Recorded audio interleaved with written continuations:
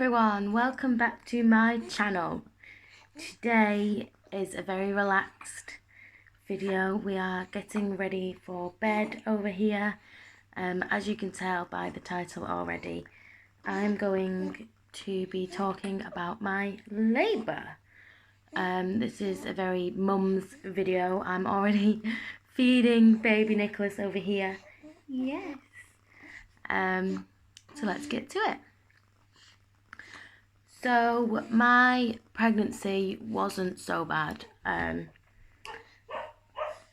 throughout the most part. I didn't suffer from any morning sickness or the usual troubles that us women go through.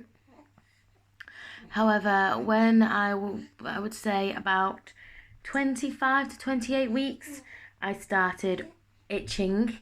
It slowly progressed. It slowly got worse to the point where I was making myself bleed, and I was so unaware of what I was doing. I would be in work itching my ankles till they bled.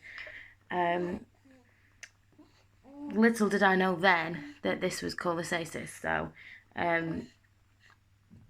I had never even heard of it before. It was summertime, so it was very, very warm. And literally all I thought of it was that I was swollen, I was warm, and that's why I was itchy. But no, apparently not.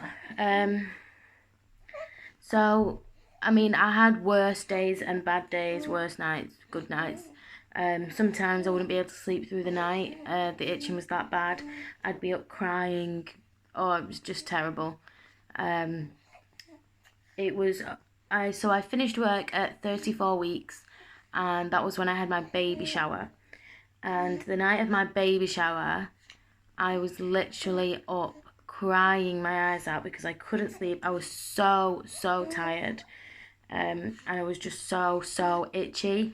And I know people probably just think it's just an itch. It is not. If anyone has had cholestasis while watching this, you know it is not just an itch. There's nothing you can do to relieve it. You can't. I mean, you could be itching with a knife and it still wouldn't make you feel any better.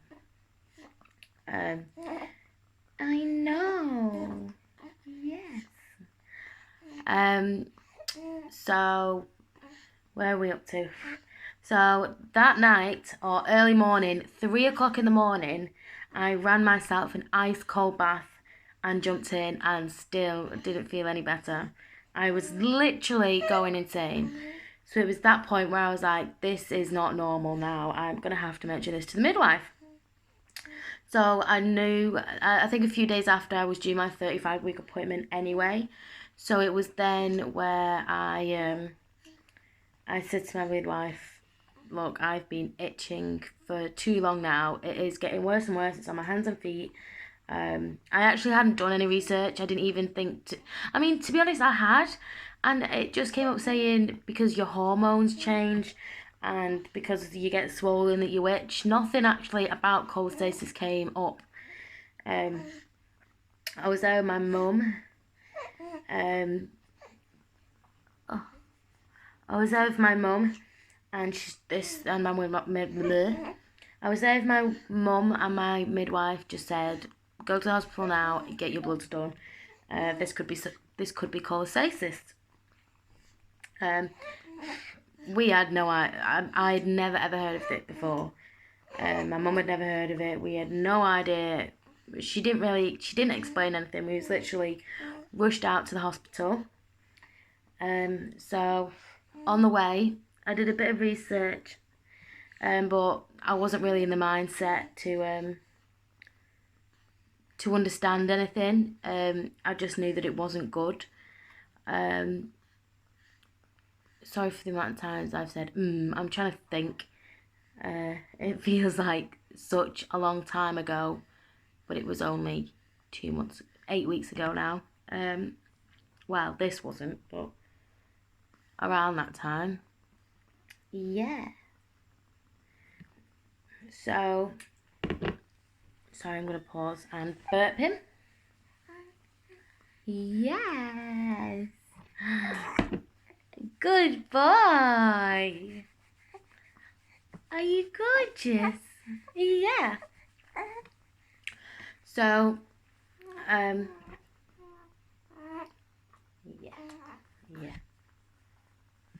yeah. Piece of hair. So I went and had my bloods done. Again, I wasn't told much information about this. I literally just had my bloods done and got told to ring back in the morning for the results. So the morning comes, I ring up, and I just remember just being like, "Hi, it's Amy. I came for bloods yesterday, and I got told to ring back for my results." And the lady was like, "Oh, what did you have your bloods done for?" And I was like, I didn't know how to say it then, so I was like, "The itchy thing." To which she was just like, "Oh, okay, yeah, you've got it." That's all she said. She didn't tell me what level my bile acids were. She didn't tell me anymore. I still was so in the dark. So at this point is when she was like, "Okay, you need to come in tomorrow for your medication." That was it. So I just remember telling my mum, telling Brian. I mean, we was all a bit worried. I mean, it's a lot serious than I think I made out. So this is when I did some more research. So basically, cholestasis is when, I still don't know how to explain it now. I think it's when your bile acids, there's too much bile acids in your lungs or your liver, your lungs, and they can spread into your bloodstream, and then obviously bloodstream, placenta, baby, which then makes their lungs, their lungs can't develop. It can mean that their lungs don't develop properly. It can cause premature labour. It can cause stillbirths. So as soon as I read that, I just remember my heart sinking. I was, yes, I was scared. It was more the unknown, nervous of the unknown than scared. But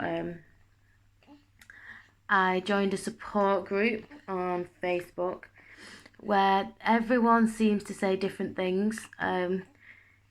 At this point, I didn't know what my bile acids were. All I knew was that I had cholestasis. So some people say that you've got it if your bile acids are 2 and over, 4 or over, 10 or over. Everyone, it's different everywhere. I was so unclear of anything really. So the next day, I got sat down and a doctor came through and explained what cholestasis was, what usually happens. I got given a leaflet, and the main thing was you have to be induced by between 36 and 37 weeks. You have to be induced. There's no in way or out way. You have to be induced. You don't go any further because that's when the risks of stillbirths are higher. So I got given medication, got sent home and got told to come back. Sorry, I found out my bile acids were 21 point something, so they weren't massively high. I know that if they are 40, I think, or over, they will induce you there and then. So they weren't massively high, but they were still on the highest scale. I guess, I mean, I've seen women on this support group that their bile acids have been like in the hundreds, so it's nothing compared to that. So the medication worked pretty much straight away. It stopped the itching. I was given a cream that I didn't use because I swear I was allergic to that. I think it was like 2 antihistamines and urso drugs or whatever, which seemed to be the main ones. So I was on them, and I got told I had to come back for weekly bloods to monitor them.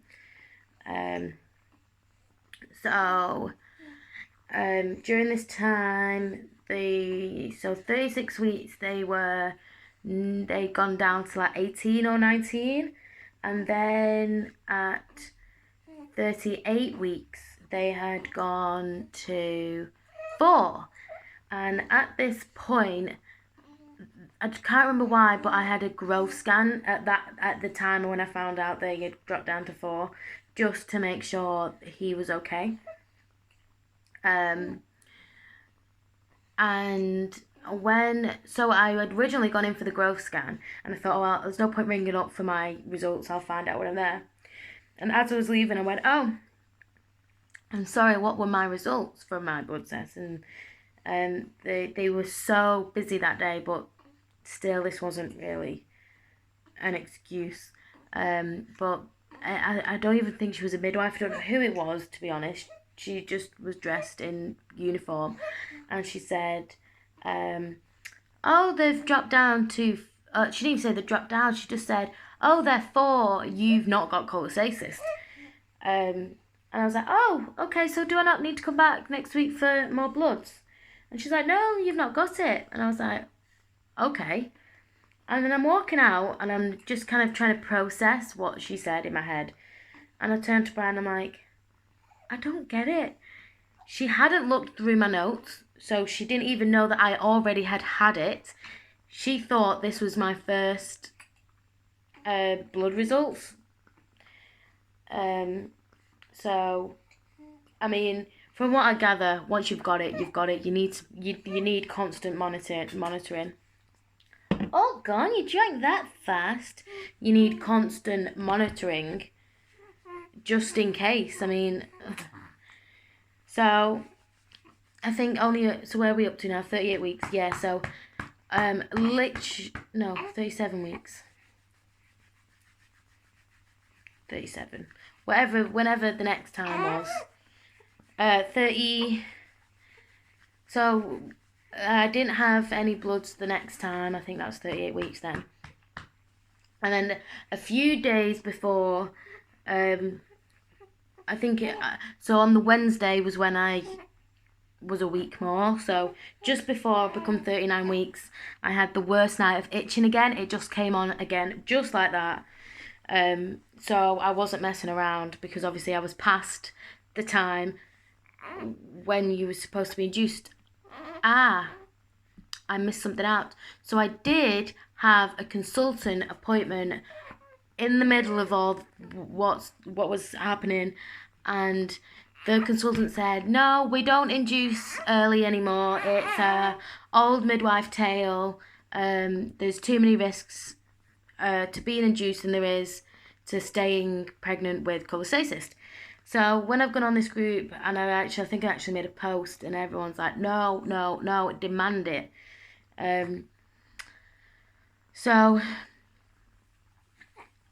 But obviously I'd had the scan, so I knew the baby was okay.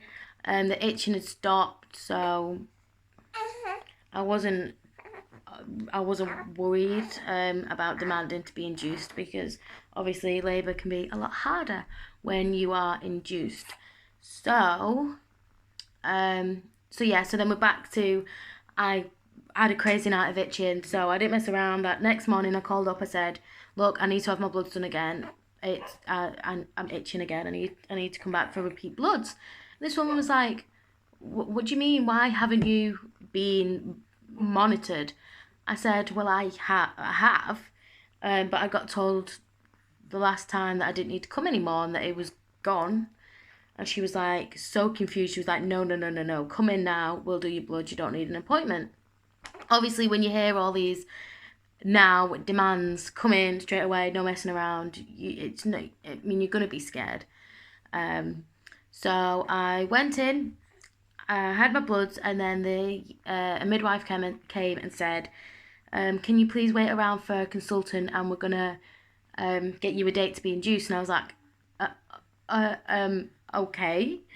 My mum's like, man, she says, I'm not ready to be a grandma. No, it was such a shock. We wasn't expecting them to say that at all.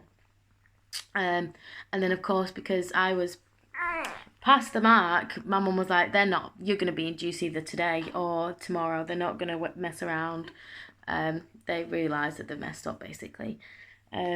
So a consultant came through, a different consultant that I'd seen before, and she again was very confused why I wasn't induced early at 36 or 37 weeks. And she said, right, let me check the diary. She explained everything about being induced, that it can take like 3 to 5 days, that it can be harder. But she said that the risk, that there's no more risk of having like a C-section than there is anyway in any other circumstance. So oh, are you listening to Mama? Yeah. So then she comes back, she says, tomorrow, 11 a.m. I was like, okay.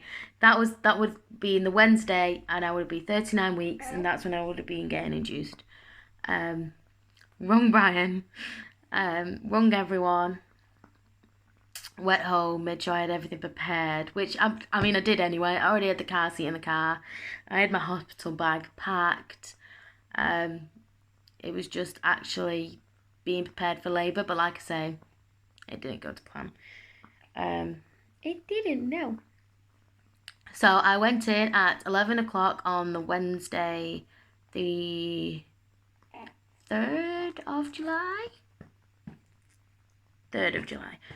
And I got taken to a little tiny ward called the induction ward, the induction bay, which was literally like a 5-bed corner of the labour ward. And the midwives there were absolutely lovely. They did explain that sometimes the ward has to be abandoned if they have to go over to the delivery suite. And I don't know why there must have been so many people having babies. They were so busy and on high demand during these few days. So at this point, I think there was only one other person there and me. You had quite a lot of space. It was okay. It was a comfy bed. The midwife came and explained all that, and then she put the pessary in. She examined me first, and she said I was about a fingertip dilated. So she put the pessary in, and I had that in for 24 hours. And in that 24 hours, I was able to walk around. I could go outside. It was still summer, sunny summer. So I was able to walk around the hospital. I was able to go down and have lunch and spend time. I could only have one person actually on the ward with me. So Brian and my mum swapped. When I sent Brian home for naps, and my mum would come, and it wasn't too bad. Obviously, I was very tired, and I was trying to walk around as much as I could. I would just do circles. I know. I would just do circles of the hospital, and then I'm gonna have to stop a sec. So towards late afternoon, the pain started to kick in.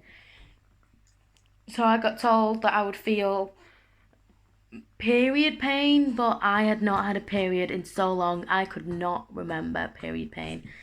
And as soon as it came on, I was like, yeah, this is period pain. This is not nice.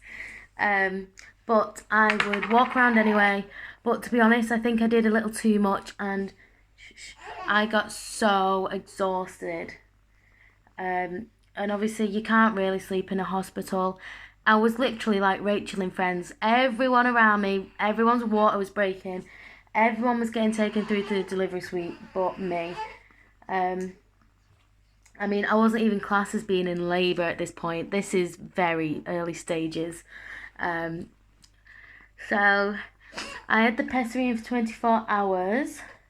So Thursday, it was more about 12 o'clock, midday. It's something like 12, 1 o'clock. I came and got examined, and they were like, this lady was like, I mean, she hurt me, and she was like, I can't find the pessary. Do you think it's come out when you've gone to the toilet or when you've had a shower? I was like, well, I've not noticed anything. And then she was like, I'm gonna have to go get, I don't know if she got a doctor or someone who specialises in, vaginas. I don't know. But at this point, because I was so tired, I got so upset, and I was just saying, oh my God, because you can have the pessary for another 24 hours. I said to Brian, I'm going to have to end up having this pessary for another 24 hours. I bet it came out as soon as she put it back in, and nothing will have happened. I won't be dilated enough for them to break my water. You know, this isn't good. And then about 4 women came back, and this lady came. She didn't hurt me, and she pulled it out no problem. She was like, there it is. And she was like, and you're about 1 centimetre dilated, so we can break your waters. Yay! Obviously, I was so happy then. My mum was waiting outside the bay, outside the ward, so I went running to her and I said to her, yay, it's happening! Only to find out it's not happening. I had to wait overnight and then possibly another day to get a room on the delivery suite. So I sent my mum home. I said, look, I'm just going to call you. Nothing's going to happen. There was no way my water was breaking. There was no way anything was happening until I had no choice. So we're on the Thursday night. I spent Thursday night just tired and miserable, warm and sweaty. And it was on the Friday at 8 o'clock in the morning when another midwife came and she said, I'm going to be your midwife, I'll be delivering your baby, you can come through to the delivery suite. Now, at this point, I could have my mum and Brian. So I got taken through. Sorry. Oh, shh. Didn't hurt. So, got taken through. I hadn't slept much, so I was so... Pause. I need to try and get this video done because Brian's going to be home from work any minute. So, it took me through. I was so exhausted, I just wanted to sleep. So, this midwife, she broke my waters, no problem. Which is the strangest feeling in the world. I couldn't describe that. And then I had the drip in, which they struggle to do. I think they tried about 3 times to get a vein. And then I had that, so I was able to have that on for 12 hours. But, I mean, they hope in the 12 hours that you deliver. So I didn't do much walking around. This is what I regret that I didn't do much walking around or bouncing. I was in too much pain and I was so tired. I literally couldn't even get to the toilet. I was on the gas and air at first. I tried to sleep. I tried to breathe through it. And then I had pethidine. I think it was pethidine. It was an injection in my leg, to which I then bled out from my leg. And then I was so adamant I did not want an epidural. I really didn't. I think it was more I was scared of the injection and I just wanted, I mean, at this point I thought, I wanted to feel the delivery, if that makes sense. And she was like, oh no, we can just give you a half block. So you're still going to be able to feel pushing. You're just going to, not have much feeling in your legs. So it wasn't a complete spinal block.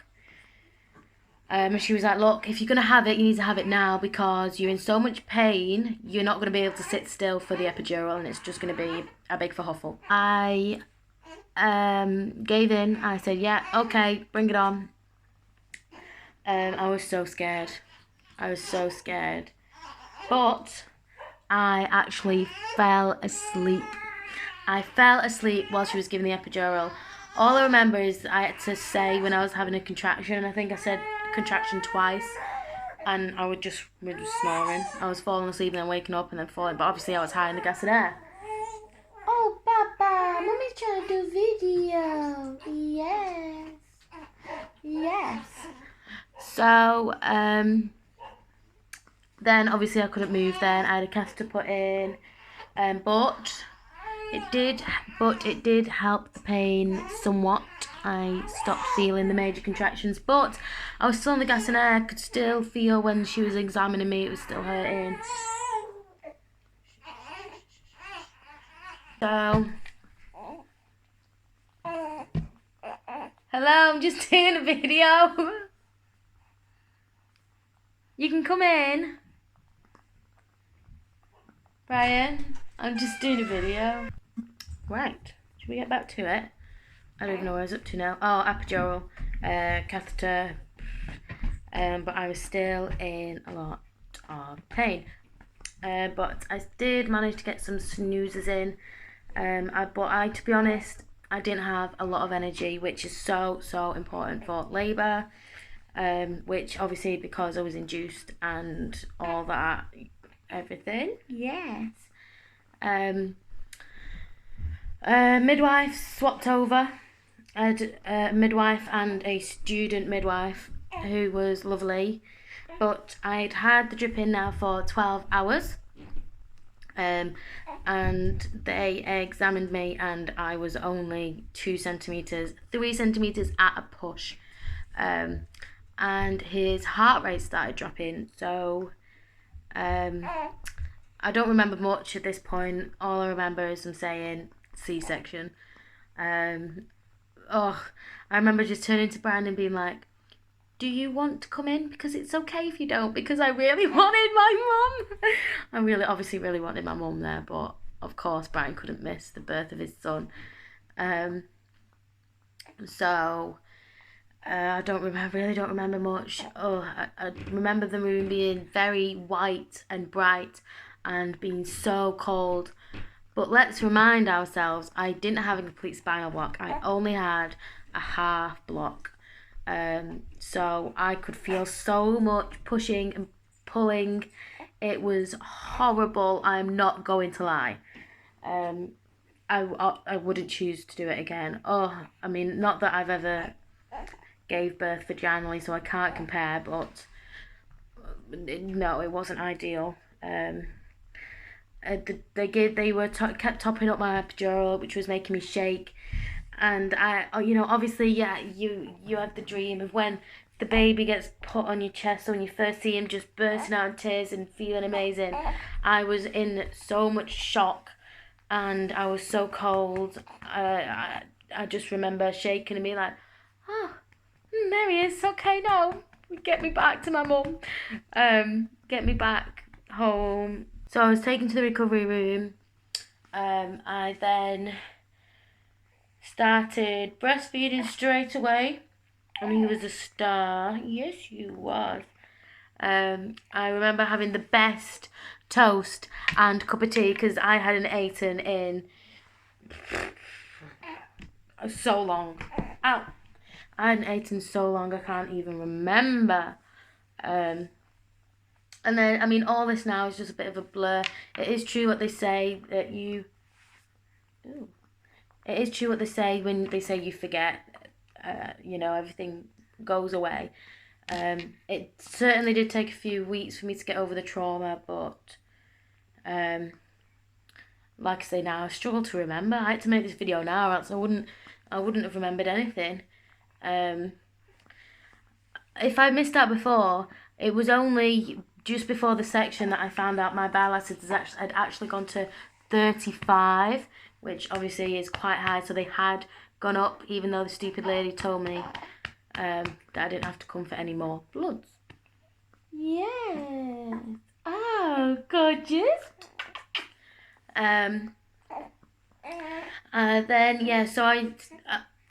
So I started breastfeeding.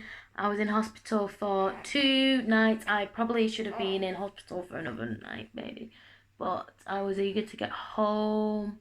Obviously, I'd been in hospital for like 4-5 days. And as soon as we get home, this little boy decided he don't want to be breastfed anymore. That is why he's on formula now, but, he is happy, he is healthy, he is amazing, so, breast is best, but it's not when you've got a screaming baby, because he won't take any milk from your boobies. No. So I think that's about it. Yeah, so we covered everything. Have we? Yeah. So that's the end. Daddy's home, so it's time to make tea. Yeah. Hopefully I've covered everything that I wanted to cover.